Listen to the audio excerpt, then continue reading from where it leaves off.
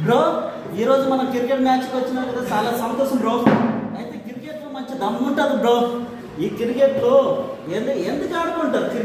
Cricket వల్ల ప్రయోజనం ఏంటి బ్రో చెప్పు.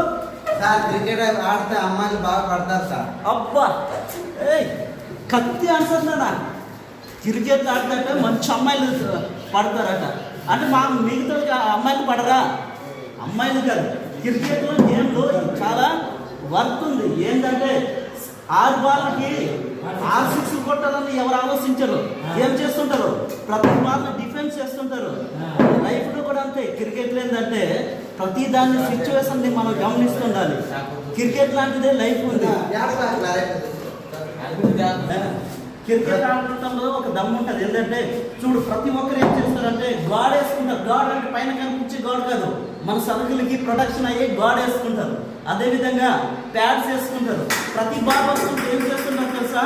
ఆ బాల్ని డిఫెన్స్ చేస్తుంటారు.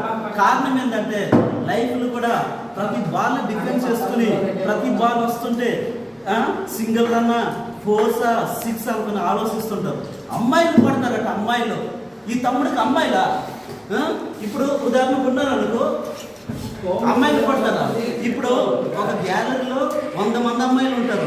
6 బాల్కి 6 రన్స్ కొట్టాలి. అమ్మాయిల సైడ్ ఐ లవ్ యూ అని చూసాడు అనుకో, లాస్ట్ వికెట్ మన ఇండియా ఓడిపోతుంది. అందుకోసం మనం ఫోకస్ ఉంచాలి. క్రికెట్లో లైఫ్ ఉంది.